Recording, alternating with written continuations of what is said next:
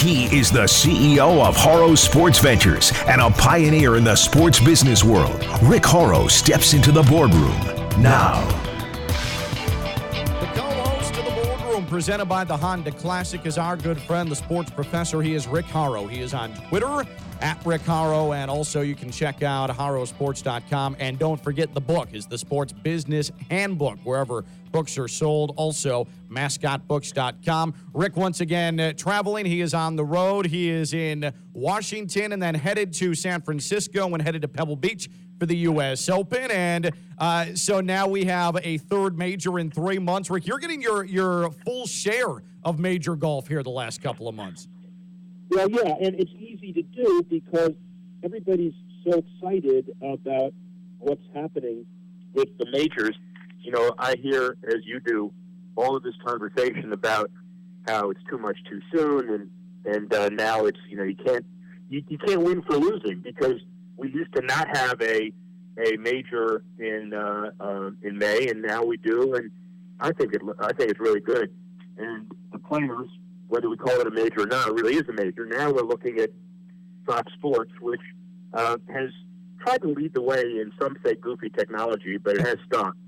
Ball speeds, swing speed, smash factor, carry distance, the top tracer tower they've got. By the way, I know you haven't seen it, but I really couldn't want anybody measuring my carry distance. You know, the worm burner with overspin is not conducive to carry distance. That is a great point, actually. When it comes to the U.S. Open, I mean, the Masters sells itself with Augusta National. In terms of U.S. Open courses, is Pebble Beach maybe the most marketable, the most apt to, because of its prestige, draw in viewers? Yeah, and remember, this is for the Fox attempt at primetime, and so I'm sure the ratings will reflect Father's Day recovery, where you have the ability to watch a late afternoon, early evening, mid-evening on the East Coast. And I miss that. We haven't had a West Coast event. We'll have another one at Harding Park next year. But I think that's going to add an extra dimension on Father's Day. Yeah, no, you're right. And, you know, the 2008 U.S. Open with Tiger Woods winning in dramatic fashion in the playoff, but that Sunday hitting the putt, going up against Rocco Media, like that was, to me, that's one of the banner golf moments of the last 20 years for me, because that was West Coast, and that was prime time on the East Coast, and tons and tons of viewership. And so it's going to be a lot of fun. The U.S. Open again on Thursday, and leaderboard updates here on ESPN 106.3. We'll get to more golf in a couple of minutes, but with Rick Horrow, let's jump into the Women's World Cup. And in case you were wondering, Rick, the Sports Talk Radio discussion du jour today is, did the U.S. women's national team celebrate too much in their 13-0 win? So that tells you that we're at a slow part of the week before the Raptors and Warriors get going with Game 6 of the NBA Finals. But Fox enjoyed good TV ratings yesterday with the overnights. The U.S. women's national team certainly entertained like they usually do, put up a ton of goals. And I think Fox, it seems like, is going to be pretty happy now that they have a World Cup where the U.S. is actually involved and the favorite. Three things with that. First, I took the U.S. and gave 12, so I'm really excited. Second, I really, really can't believe that anybody is complaining about this stuff. Listen, Thailand's got to feel the better team. Yep. And it is goal differential, to be all serious about it. And if you're complaining about too much celebration, get a life, okay? I mean, really, get a life. And so, third, which is really important, I'm really glad we're talking about that, because we're talking about the World Cup with the bang. If the U.S. had beaten Thailand 4-0, and then, you know, Sweden and anybody else in the group 5-0, they'd say, well, we should have run the score up more. So suck it up and get a life. Absolutely. Amen, Rick Horrow. And when it comes to the Women's World Cup and it comes to advertising revenue, this was kind of shocking to me when you passed this along to me on Monday. Bleacher Report CEO Howard Mittman says that BR Football Vertical, that's his communication with fans and their publicist arm. The company has booked more ad revenue for the Women's World Cup than they did the the Men's World Cup. And I know that the United States did not participate on the men's side, but to me, that's still a really stunning number and shows you how big an argument perhaps the U.S. women do have when it comes to equal pay. 10% higher last year, last quadrennial, 2015. It's going to be much higher this year. And let's remember, the 15, Fox Sports talked about a $17 million initial investment, and it estimated above $40 million. So not just the U.S. squad winning the tournament, but we understand that the Women's World Cup is a special event. I'm sure we're going to inevitably hear after July 7, that next week is going to be dominated by, well, ratings are great. Is it just a one-off event, or are women's sports finally there? And this year it might be a little bit of both. So in 2015 in Canada, the last time that the Women's World Cup happened, won by the Americans, it drew a total of over 1.3 million fans, or 1.3 tickets sold. It looks like FIFA's not going to quite get there in France, but they are positive they're going to hit 1 million tickets. And it's important to understand, too, that in a lot of nations, we've had it pretty good here in the United States. The U.S. women are a known entity. They're a powerhouse. This is still very much a developing sport, women's soccer in a lot of countries. And I think that speaks well for FIFA that in France, with another really strong club, they are going to hit 1 million tickets sold this time around.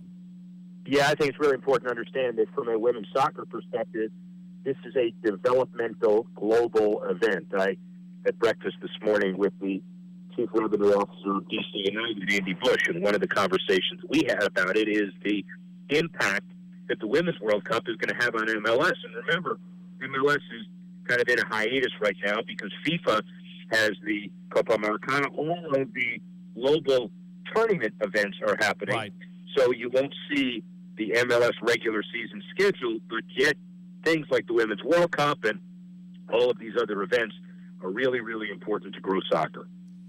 Speaking of, the prize money for the national soccer teams for the Women's World Cup, this year the prize money relatively stays the same, but FIFA's in discussions to increase the prize money moving forward in the World Cup. And FIFA definitely has not been an organization that has been lauded for its progressiveness and for its push for women's soccer. They're finally starting to come around, but this seems like a pretty significant step, especially considering the landscape we have in this country with the U.S. women's national team continuing to fight for their equal pay, like we mentioned previously.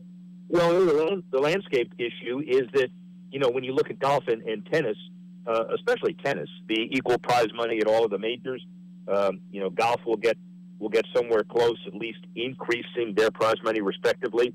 It took the Australian national women's team to begin this movement, calling on FIFA to get in the ball game. And the Women's World Cup this year has a prize fund of $30 million. The winners get $4 million. In 15, it doubled the amount over 15. Yet, when you look at it, remember, $400 million for the 18 Men's World Cup in Russia, and France got $38 million alone. So it is moving, but there's a lot of work to be done relative to parity. Rick Horrow, at Rick Horrow on Twitter. He's the author of the Sports Business Handbook. Again, that's wherever books are sold. You can also check it online at mascotbooks.com. It's the Boardroom presented by the Honda Classic here on ESPN 106.3. Let's go ahead and switch gears to the NBA Finals. And fascinating. The NBA is just storyline after storyline all the time. And yesterday, the massive discussion is Kevin Durant, who is to blame for his Achilles injury, or the Warriors being forthright. What's KD's future? And, oh, yeah, by the way, the Warriors won on the road, saving their season, and there's a Game 6 coming up tomorrow here on ESPN 106.3. But, man, especially from a sports business standpoint, Rick, looking forward, this Kevin Durant offseason now with the torn Achilles is going to be absolutely fascinating in every way. Every way.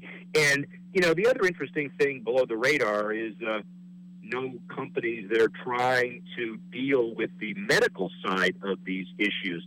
A company called Embody, Jeff Conroy, the entrepreneurial CEO, developing some applications where you actually have the regeneration of cells to enable Achilles patients to come back quickly. The same with knees. I'm not suggesting it's going to help KD tomorrow. DeMarcus Cousins had the same kind of injury. Right. So we're looking at weekend warriors. We're looking at high-class athletes.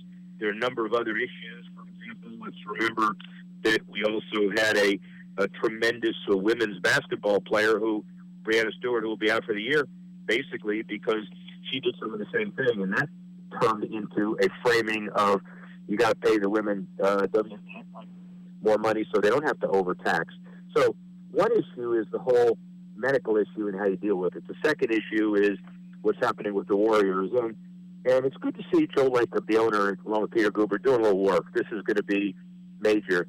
How much of that guarantee will he opt in and basically sit and say, all right, I'll opt in exchange for you paying me a lot of this dead money.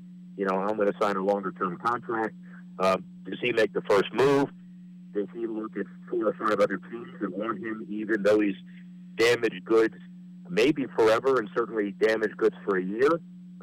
Did he come back too early? What did the doctor say? What did the team doctor say? I'll tell you what, it's going to capture storylines all over North America for the next few months. Yeah, without question. And regardless of what happens tomorrow night, this is going to be the Warriors' final ever game at Oracle Arena in Oakland before they move to their new arena in San Francisco next year. And I have to imagine that ticket prices, not only because, again, there's a possible Raptors championship or the Warriors extend it to what will be a heavily viewed record-setting, probably Game 7 in the NBA Finals on Sunday. But this is also farewell for Oracle Arena. I have to imagine ticket prices are going to be through the roof tomorrow. Secondary market for the remaining Finals games was $3,100, but that was published, remember, on Monday morning. Right. So that was before we knew what would actually be the game 6. It's going to go through the roof, and it's going to be bigger than Toronto. But then when you go back to Toronto, if you do, that's going to be $6,000, $7,000, $8,000. And even spots in these Jurassic Parks are emerging all over Canada is becoming a hot ticket. So the bottom line is the NBA has taken a series that has been, well, here comes another Warriors run-up, and it's become an incredibly interesting series for a lot of different reasons, same as the NHL. You know what's interesting to me, Rick, is just the way that sports has the way it's evolved. And so we're seeing in college football stadiums across the country attendance dropping, student attendance especially going down because it's easier to tailgate, have TVs at your tailgate, or stay at home and watch 6 other college football games. But in the case of the Raptors especially, people are camping out outside in the cold and in the rain to watch these games on sometimes in obstructed view television because they just want to be there and they want to be a part of something. And that, to me, is the definition of power of sports and really where branding and marketing is probably going to end up continuing to evolve in sports. People just kind of want to be there and be a part of something, even if it means not in the actual stadium. Well, think of all the money that's going to be raised by Toronto Raptors charities all over Canada and all of the charitable efforts involved in being part of this branded movement. And, I will give you a sociological perspective, given my, immense sociological education and my doctorate of sociology. Canadians love each other because they're such nice people to be around. So they want to rub elbows and everything else with each other. If you had a Jurassic Park in New York, you better just watch out. Let me just put it that way. Yeah. Probably not going to be as polite as what you're seeing in Toronto right now. On a good day. Not as polite, on a good day. Rick Horrow, at Rick Horrow on Twitter, the Sports Business Handbook, wherever books are sold. Also, check it out at mascotbooks.com. The Stanley Cup Finals, and before we really dive deep into tonight's Game 7 in Boston between the Bruins and the Blues, I would not want to be the web editor of the St. Louis Post-Dispatch for putting up the multiple celebration stories and pages that were going to be printed in the newspaper. All those ran early prior to Game 6, and then the Blues got blasted 5-1 with the Stanley Cup trophy in the building. And so that's like a hide-under-the-desk moment for the people of the St. Louis Post-Dispatch, especially considering now that could be the ultimate jinx. Well, that's the classic poster child definition of an ex-digital editor. And the second is that, that is classic bulletin board fodder. So, I talked to some friends both in St. Louis and Boston, and the beauty of Game 7, they are all scared totally to their wits' end. Oh, I'm sure. So, both teams have scenarios where, they blew it, they came back, they should have won, they could have won. Game 7 is different. Everybody's now winning on other people's ice. So I've shut off any communications with my friends between right now and game time because I just don't want to hear it anymore. I don't want to hear any sniveling, okay? We already heard about Thailand. Poor Thailand, all right? Right. The hell with Thailand. 13 goals, get 24 goals. All right. Is that enough? I love feisty Rick Horrow today. I am totally into this. 13 goals, and the score might be 8-2 Boston. Also might be 8-2 St. Louis. I'm not giving you a prediction.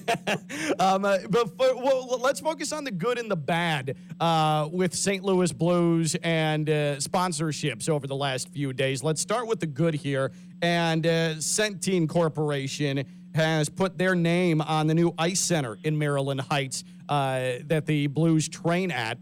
When they are in their typical training schedule. So it seems like a deep playoff run and this fun Gloria run to the Stanley Cup final means that the Blues are finally able to finish up some business they've been working on for quite a while. Well, a couple things. One is I had the opportunity to go to game 3 and sit with the commissioner. That was 2 Saturdays ago. And I got there early, and I heard Gloria 400 million times, and that needs to be retired. You remember Disco Demolition Night in Cleveland? Well, this is going to be it. They need to throw all those records or albums or whatever you're calling them now on the ice and be done with it. But that's St. Louis, and that's the theme song, so that's kind of cool. And, of course, what they do is they do exceptional things around playoff time.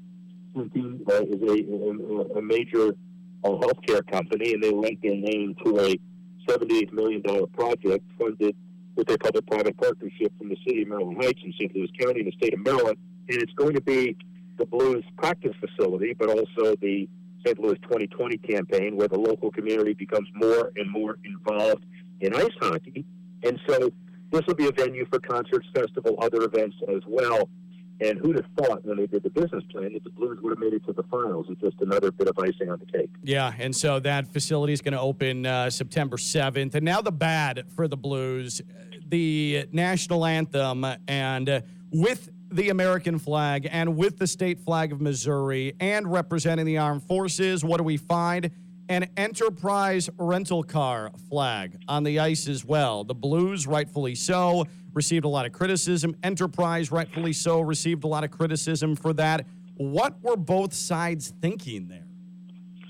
That they could get some cheap publicity and some cheap exposure without a lot of backlash.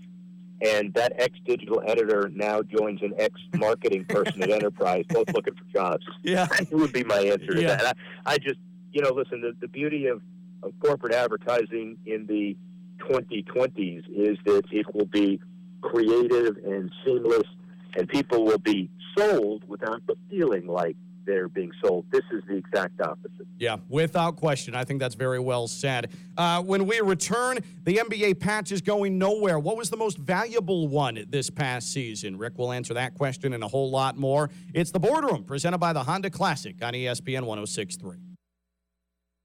And we welcome you back into the Boardroom, presented by the Honda Classic. It's the only sports business radio show in all of South Florida, and we're glad to bring it to you 6 o'clock Wednesdays here on ESPN 106.3, along with the sports professor Rick Horrow, at Rick Horrow on Twitter, horrowsports.com, and, of course, the book, the Sports Business Handbook, wherever books are sold. I am Ken Levicka. Rick has been diving deep here in the sports business. There is so much to discuss. We've gone through the Women's World Cup, the NBA Finals, the Stanley Cup Final. Let's clean up some business with the NBA here. And the sponsor patches, all in all, just an absolute whirlwind of money for the NBA and the individual franchises.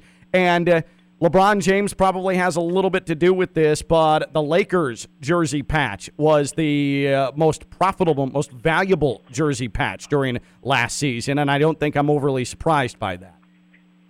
Well, it is ironic because the companies that measure all of this said that a $9.3 million value for Wish, which is the company that sponsors the Laker patch, up from about $4.9 million the prior year. Well, obviously, it's King James, and the exposure is really important. Well, who did they replace? The Cavaliers. And who was that last year? Goodyear. And who was that? That was LeBron. Right. So the bottom line, though, is that compared to still images, which are 86% clarity, prominence, visibility, size, placement, share of voice, all those criteria that people spend big bucks to quantify, versus 14% for kind of moving images. It's intuitive. The still images, you kind of sit there and you look at it, doesn't go anywhere.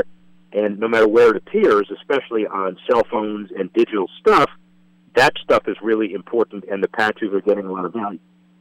I do want to talk about merchandise for a moment, and you've brought it up a couple of times in the last few months, and I haven't focused much on it. But merchandise, this is fascinating to me, partly because I know Brandon Steiner and have talked with Brandon Steiner previously, but Steiner Sports, which is maybe the most lucrative merchandise company in all of sports, Fanatics has purchased some of the assets of Steiner Sports, including most of the inventory and some of the intellectual property. This seems like a pretty significant deal in sports business that flies a little bit under the radar. Very. I got to know a lot of them. The Fanatics guys, know them real well.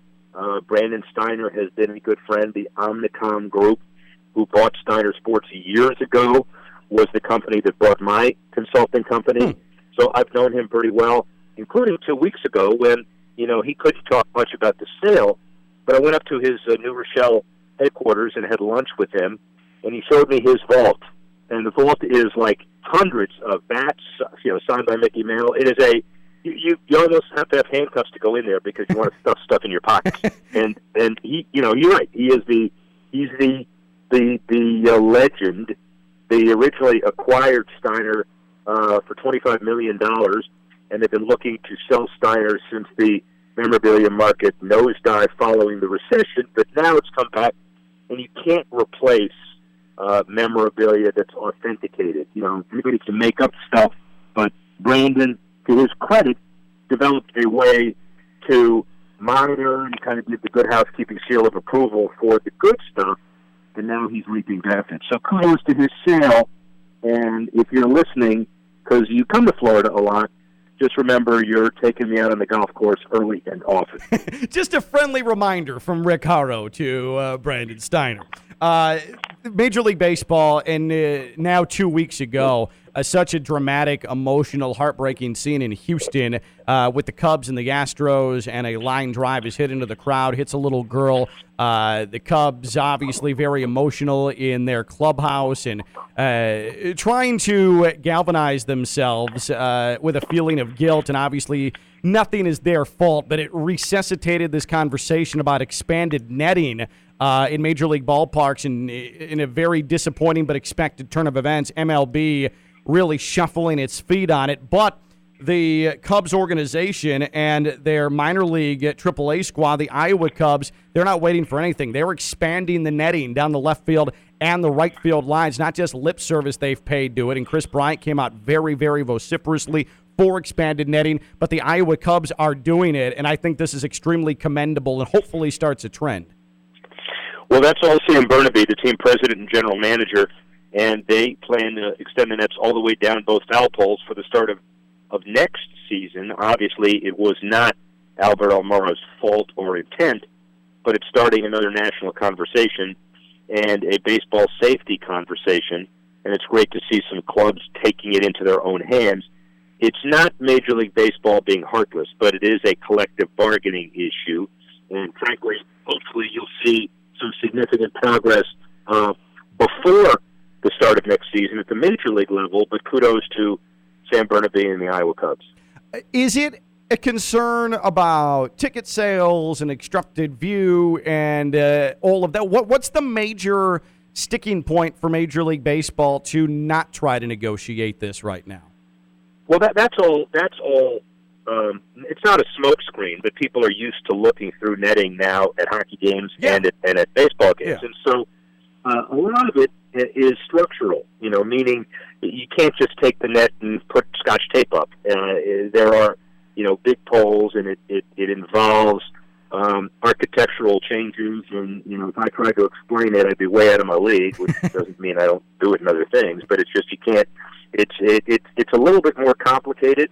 I'm assuming they're starting negotiations to get it done. This is not going to be ignored. It just doesn't happen right away. And minor league baseball, not only the Iowa Cubs with the netting, but from a social standpoint, are progressive. We know that.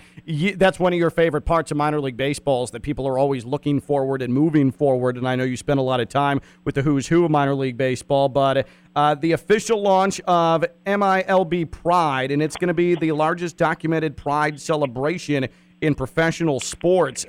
This is significant, and this is certainly a step in the right direction. The NBA has been given a lot of credit for being as progressive and as inclusive as it is, and it seems like, at least at the minor league level, baseball's starting to get there as well. 70 minor league teams hosting Pride Nights this season, holding LGBTQ theme nights and scheduled promotions, and 150 local organizations across the country. It's partnership with You Can Play, the organization with the Major League Baseball involved as well. A lot of synergy goes into this, a lot of care, and it's not just because it is appealing to a certain demographic. It's also because, in many ways, it's the right thing to do. Rick Horrow, at Rick Horrow on Twitter, and the Sports Business Handbook. He's the author of that, mascotbooks.com. Wherever books are sold, he is headed to the... Bone to pick with you. I don't care where I'm going. I know where I'm going. You can tell me that later. But, at the end of the last segment, you said that was a very good thought. And my question was, that implies that 99% of the other thoughts that I have are not very good. What's wrong with you? You right now have some selective hearing, Rick Horrow. Every point you make, I appreciate very, very much. Do not nitpick me. Wow. I know you're feisty Rick Horrow today, but don't nitpick me right now. All right, I'll leave you alone. Okay, I'm being the mindless. I'll leave you alone. But I do deserve it after the way that I allowed Ken Kennerly just to sort of blindside you last week. Well, yeah, but we fixed him last week. He's only one of the key sponsors and a very important person in Palm Beach County sports. And if he's listening, Ken, you had your moment in the sun. Now just go away, hide under a rock for a while. We'll call you when we need you. Rick Horrow, the sports professor here on the Boardroom, presented by the Honda Classic. He will be at Pebble Beach this week for the U.S. Open. The Athletic, I have to admit that I didn't quite trust the business model or the longevity of the Athletic when it launched about 3-4 years ago. But the online sports publication that is in so many markets now, it is stable, and it appears to be expanding. And it looks like the Athletic, for the first time, is going to be headed overseas to England. What can we expect from that? A 50 to 55 member team, and now 89% of its subscriber base interacts with its app. There is a retention rate of over 90%. Subscribers have access to all the content created, 1,200 stories a month, and a rabid soccer fan base around the globe.